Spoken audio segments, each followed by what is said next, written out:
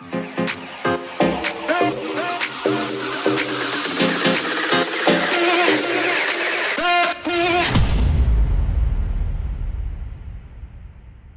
guys, what's going on? It's Art Supplies and welcome to a very different kind of video today. I just wanted to show you how to make some really cheap DIY acoustic foam panels that you can hang up in rental properties and things like this without damaging the walls. We're always, looking to try and find the next studio space where we can jump in and create it and make it our own.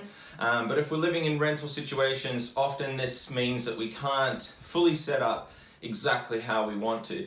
Now, I'm in that situation and I've been collecting different methods of being able to hang acoustic foam, and trust me, I've tried a few different ones that haven't worked.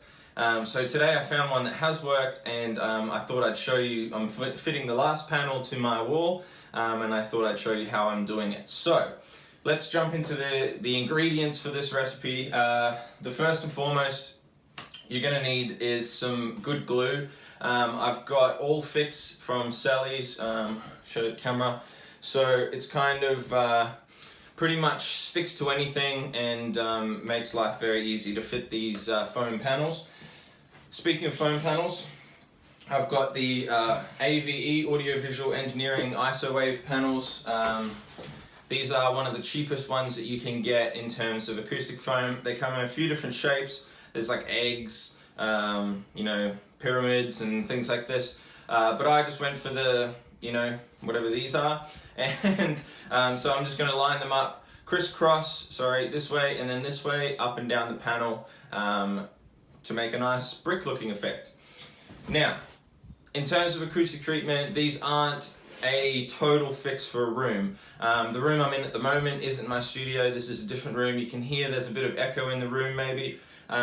It's not going to kill every single frequency. It's not going to fix your bad frequencies in the room.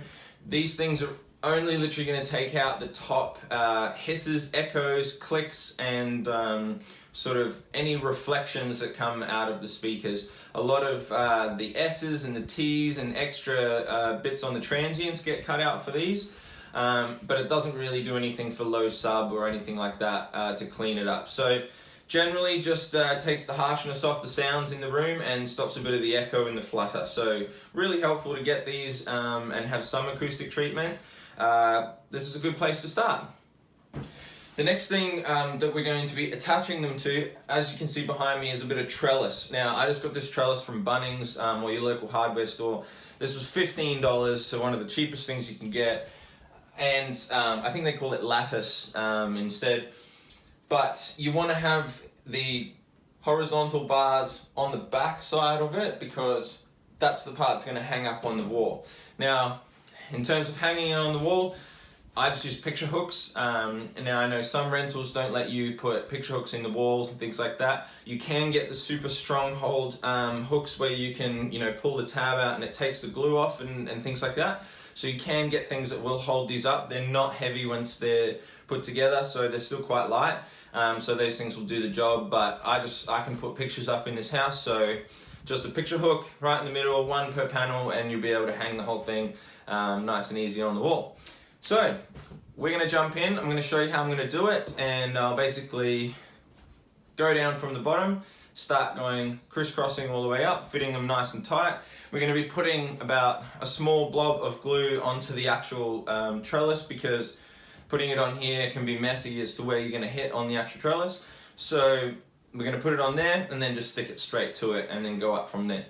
Now you'll see the patterning on this one is a bit different. Normally I would start in the middle and then sort of work my way up, and then you can have a bit of bleed over the edges where it extends and makes your panel actually larger on the wall than the frame here. But because of the way my wall is, I'm making a slightly shorter panel, so I'm only going to do 2 rows today, and then my third panel is going to be covered from the overlap of another one that's on the wall. So a bit complicated, but this is how you do it. Let's cue the music and we'll get stuck in, show you the result afterwards. Let's go.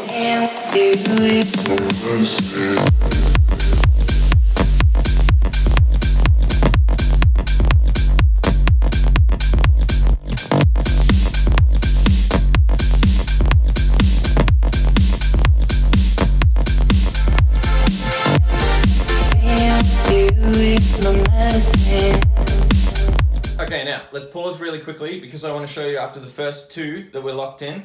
If you didn't notice already, I've propped it up on another little piece of wood to keep it up off the carpet. That just makes it easier when I'm trying to stick right down the bottom to make it flush with the bottom of the trellis, that I'm not working on the carpet. So it just keeps it up above it. You do need to be wary in hot weather, especially this glue, the stuff can slide slightly, so you may want to wedge something underneath the bottom one, which I'm about to do, to just sort of keep them up, especially once the weight of the next ones go up. But with this stuff, it's about 5 minutes and it's dry, so shouldn't be too much of a problem. Anyway, let's keep going. I just want you to stay close, close to me. You make me feel safe and it's fine to me. Being with you is my medicine.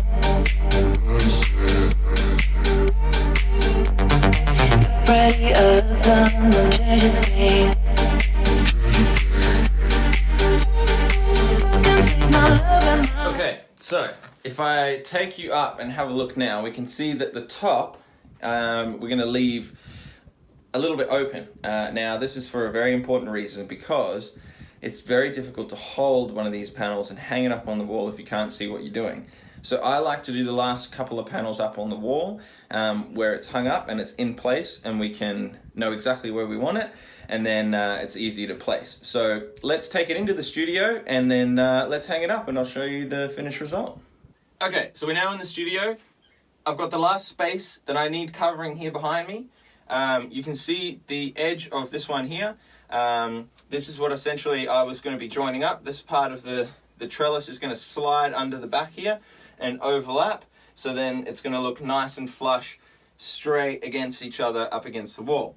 Now, one of the first things that we need to do is 100% make sure that we're putting the nail in the right place, or the picture hook, so that when we hang it up on top, it's going to be perfect. Now, I've already measured out across the edge of the wall the exact height that I wanted around the rest of the room, but that's not hard to measure out. You just need to work it out, test it, and then correlate that across the rest of the room. So I've got my height. You probably can't see it penciled in here up on the wall, but it's there. So I'm going to bang in my picture hook, and then we're going to bring in the panel and be able to hang it straight up, and hopefully it works. Ta-da! So a little bit of time went past. I've let this dry for probably half an hour. It's probably not enough, really, if I'm honest. I would ideally leave it like most of the day or overnight or something to really solidify before moving it around, because I even had just one of this bottom panels like not wanting to stick for me 100% because I'm doing it so quick. And it's a hot day, so I would make sure that it 100% is dried before you start moving it around, because then you can just be a little bit frustrated. But in saying that, I'm going to hang it up anyway because most of it's dry, so we should all be good. Now, as I said, I've marked the pencil line, so I'm just going to go and hang it up against the pencil line and then just make sure exactly where I need to be hanging, putting the picture hook, and then it'll be in line, nice and flush against the other one, and hopefully no complications. So let's do it.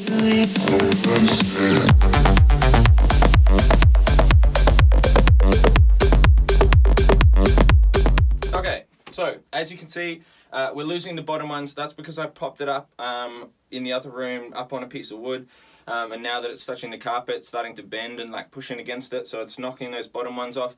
But that's not a problem. I can re-glue those easy as, especially on the wall. But now we've got it all lined up, we can bang in the picture hook and then hang it up.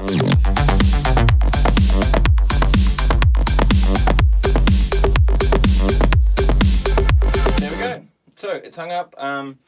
I'm sure you can see I didn't get the patterns on this on the right way around because of the way the room sits. I've got another double over the other side, so all I need to do is switch those around and it would line up, but I'm not that much of a person that cares about that, so I'm not too fussed. But I'm just going to stick these last ones up before this glue 100% dries, and then finish the top ones, and then I'll show you the finished result.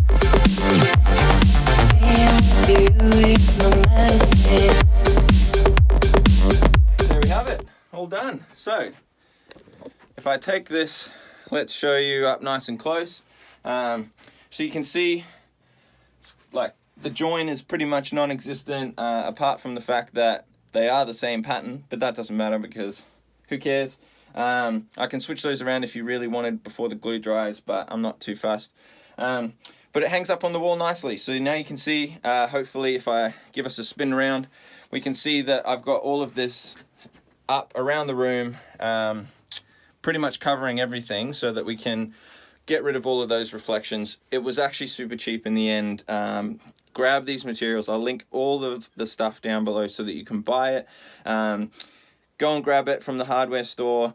Order it online for these foam panels and things, but it will make a huge difference to your room. You can already hear there's not much clicking and fluttering in here, so it makes much better recording space.